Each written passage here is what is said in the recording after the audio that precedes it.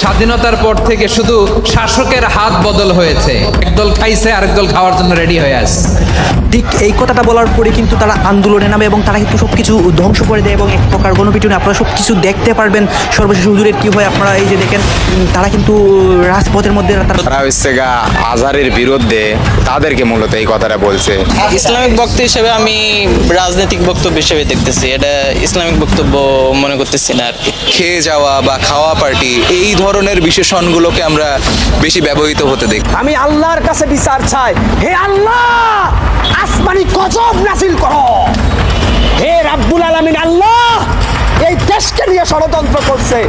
বিষ্ণুনবীর কিন্তু টাকা পয়সা ছিল না জানেন, ছাগল চড়াতো, কাউবয়। মা মিন নাবিয়্যিন ইল্লা রাআল গানাম, ছাগল চড়াতেন।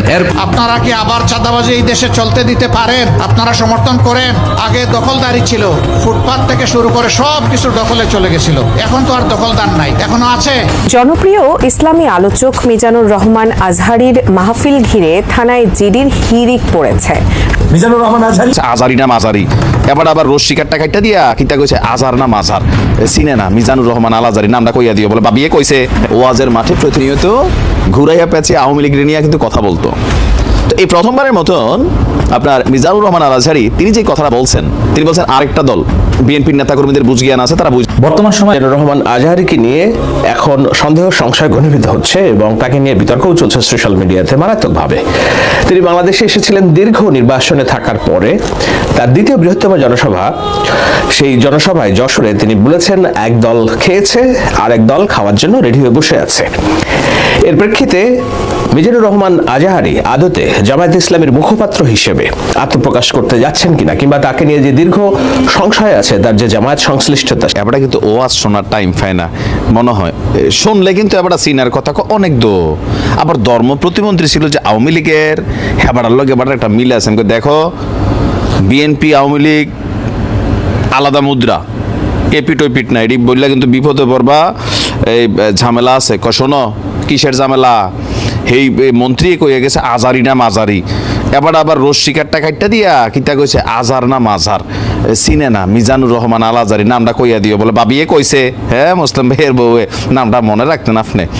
দেখেন আমি একটু মজা করেই বললাম এই কারণেই যে আমাদের বিএনপির খুবই সিনিয়র একজন নেতা, খুবই সজ্জন ব্যক্তিত্ব, যথেষ্ট ভালো পলিটিশিয়ান। ওই যে গতকালকে একটা কথা বলছিলাম, যখন রাজনীতি এবং ধর্ম আসে আওয়ামী লীগ বরাবরই বলতো ওয়াজের মাঠে ওয়াজ করবা তোমরা, খবরদার বলছি।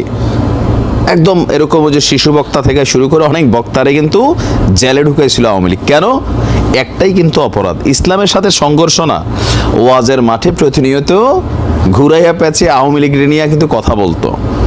তো এই প্রথমবারের মতন আপনার মিজানুর রহমান আল আজহারী তিনি যে কথাটা বলছেন, তিনি বলছেন আরেকটা দল বিএনপির নেতাকর্মীদের বুঝ জ্ঞান আছে, তারা বুঝে নিছে, তাদেরকেই মেনশন করছে, যার কারণে বিষয়টা তারা কিন্তু পার্সোনালি নিয়ে নিচ্ছেন, তাই না? এটা হচ্ছে বাস্তবতা।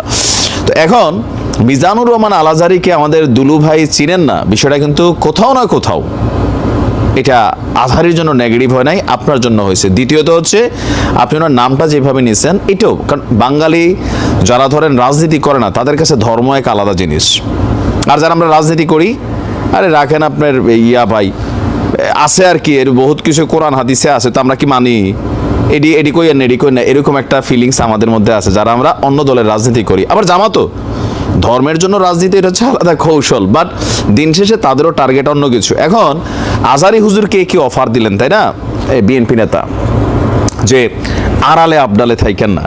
জামাত সম্পর্কে এই একটা বক্তব্য কিন্তু সঠিক, মেটিকুলাসলি কাজ করে।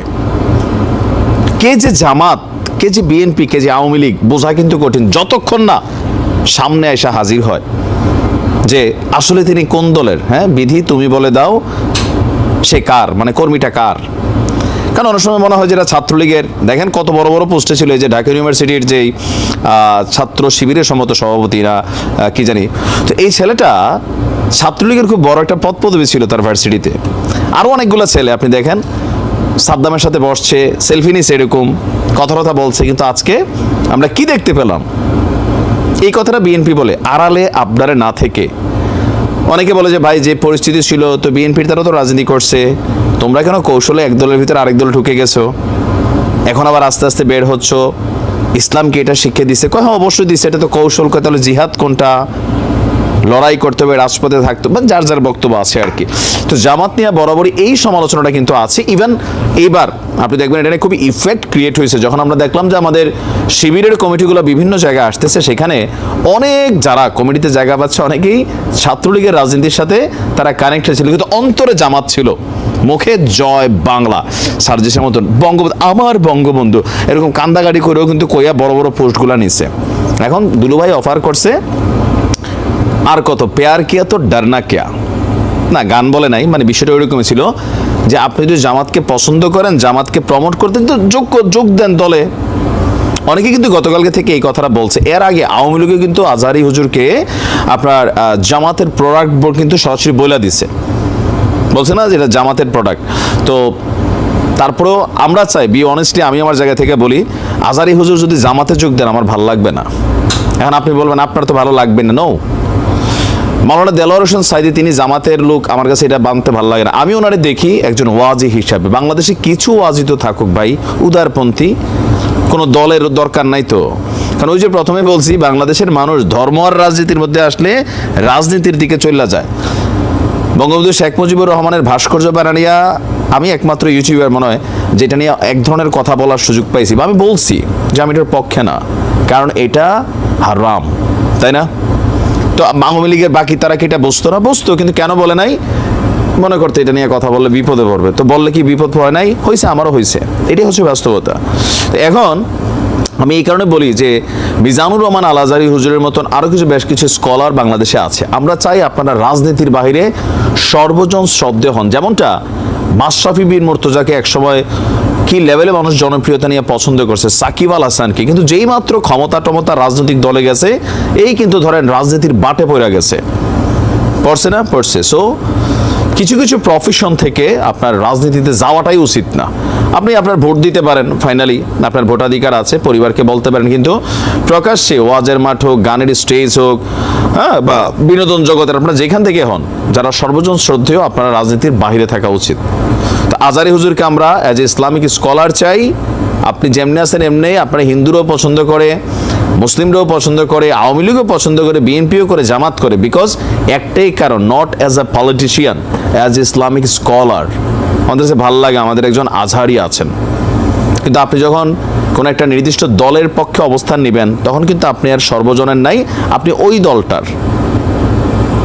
শুধুমাত্র আজহারী হুজুরের উদ্দেশ্যে না, আরো অনেকে আছেন, আমার কাছে মনে হয় যে এই বিষয়গুলোতে একটু তাদের কনসার্ন দেওয়া উচিত। ভালোবাসাটা সবারটা নিতে থাকেন, আপনারা কোনো দলের পক্ষে যাইয়েন না। তো দেখা যাক আজহারী হুজুর